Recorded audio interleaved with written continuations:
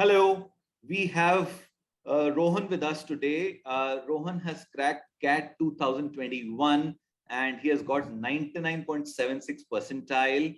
And I like to congratulate Rohan on this great achievement. Congrats, Rohan. Thank you, sir. And I have with me Shilpa Bansal, mentor for Rohan. And, we like to ask you a few questions, Rohan, about your preparation. How did you got this percentile? What have you done? And what kind of advice you would like to share with the future CAT aspirants? So, Okay. Okay, so I think a good way to start would be to structure it across sections and across time. So for sections, I'll start with VARC since it's the first one. I didn't prepare extensively at all for CAT. Not a lot of time spent into it, but I did try to be efficient in my preparation. So in terms of VARC, the thing that helped me the most was a good reading habit, since the passages are mostly non-fiction and across topics which are related to some sort of moralism as well as philosophy, also some kind of psychology and biology and all that. So if a good non-fiction reading habit helps there, since the passages are then things that you already read, or maybe things that you're anticipating reading, so there's a very good sense of comfort there, knowing that these passages are things that you know. And in terms of time, the reading habit I think should be continuous, but not, let's say, not in the exactly few months before the examination, but in the year before that, you should try and start reading that. Then for DILR, that is not a section that I'm very good at, so I don't think my advice would be really helpful there. But overall, I think the fundamental books of Career Launcher helped a lot there, since they had questions across all ranges of topics. So you can just get a thorough understanding of what types of questions come, and then I think giving mocks is the best practice there is. And then finally for math, I think the best way that I approached math was I just started doing questions. I figured out what types of questions were coming and then what types of questions I couldn't do. I segregated them into topics and I just focused on the topics that I couldn't solve and which already had a lot of questions in the mocks. And then I just focused on those topics and then gave the mocks again and figured out which questions I wasn't able to solve again. And then it was just an iterative process that if you can't solve a question, then figure out how to solve that question and move forward. It's a very iterative and linear process there. And I think it's just a grind for math. I think it's just grind. And I think that was the entirety of my approach. So yeah, analysis of mocks for math. so Rohan, you were also analyzing the mocks after giving, or it was just giving and giving mocks? That's No, it. no, no, What was the no. process?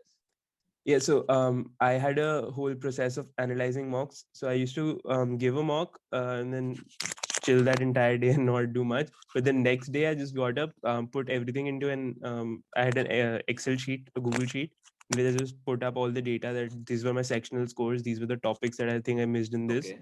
My percentile, my rank, and everything was noted there. And there was a entire row that mock one, mock two, mock three, and like that.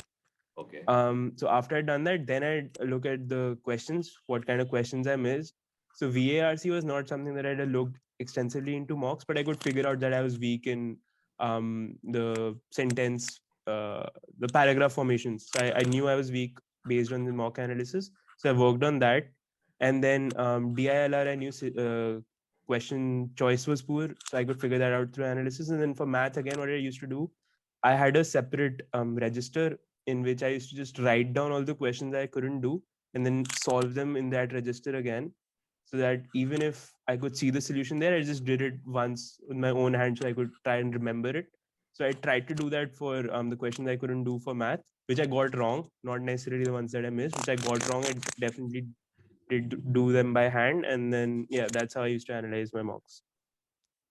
Good. So I think what I can understand, I have to sum up whatever you have said till now. One thing is focus on reading. Second Yeah. thing was you were writing down problems which we are not able to solve in your register and trying to practice it again and again. So that's Yeah. the Yeah. second thing which you are trying to say. And third, I can understand very clearly is about analyzing mocks, so we have been saying again and again, so mock लिखने से फायदा नहीं है. You have to analyze a mock, and Yeah, that is yeah, what you have done in a very structured way, putting up yeah, everything in the Google sheet and analyze in your own way and yeah. seeing how is your performance moving. So I think these are three learnings. uh, Shilpa, over to you. Okay. So, Rohan, I think I know you so well. You being a SPAN 22 student, right? We have prepared you for law entrance. And I think you cleared what? iler, you were there, you cleared IPM paper, and in fact, CLAT also. So, we had a big discussion there also. So, that was a big discussion which colleges to choose. And finally, you selected St. Stephen's because suddenly you were so good in eco. We understood that. So, one thing which I can see is like that acads matter a lot. And I'm so happy to see you here again. One thing which stands apart for you would be the modesty. Like right now, also you're not owning 99.76 percentile, right? That modesty it has always been there, right from class 11. So I'm actually happy, and I would say that a lot of students when they come to us at class 11th and 12th, and if they decide that I want to get into IM ABC, I would say like Rohan is the best example in that case. Right, 99.76. And in fact, if we see the individual percentiles also, English you had what, 99.77, right? Because you read Yeah, a lot, so that was kind of very easy for you. LRDI was the only challenging section for you, which was yeah. 97.26 and 98.78 again in quant. Right. Now, can you throw a little bit about your profile, St. Stephen's, like, 10, 12 marks, right? So let's get some idea about your acad background. So in 10th, I had 10 CGPA.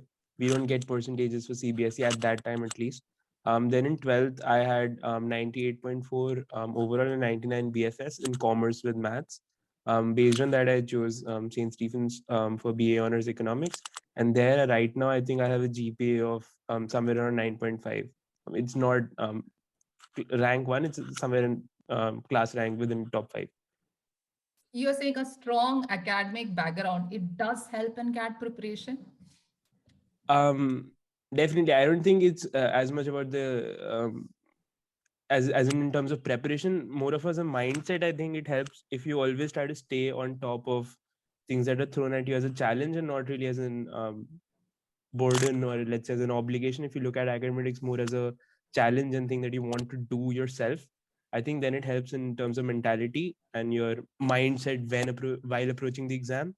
But specifically in terms of content preparation, I don't know. It will depend based on your course, obviously, but I don't know necessarily if it will help or not. How does COVID situation, did it make any difference in your preparation plan this year? The online classes. Um, yeah, COVID has been a real obstacle throughout the last 2 years. So college was obviously off, so we were all at home. I think the first 6 months at least were spent just trying to get over the mental hurdle that there is now no possibility of an offline thing and you have to start doing things online. Once you overcome that, then I think like it was more of a grind, that even if you're at home and you can't do much fun, you can't get out that well, and you had to like stay in a little, you still have to put in the grind, the few hours that are required every day to do whatever you want to do. I don't think it has been easy, but and especially for people who have had cases, even deaths in their family, I think it's been extremely hard.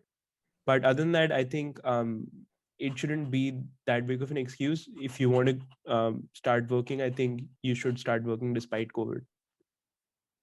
Okay. Can you throw light on the CAT day, like, which was your slot and how many questions you attempted and all, like, that whole experience? Um, so one thing that I did wrong for my CAT preparation was I didn't prepare to give an exam at 8 a.m.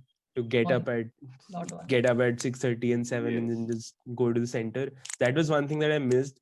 I remember in law preparation, we were told to start giving exams, giving mocks at the time when the exam will be taken so that you get Correct. in the habit of doing it then. I remembered this, but still I somehow couldn't manage to set up my schedule that way.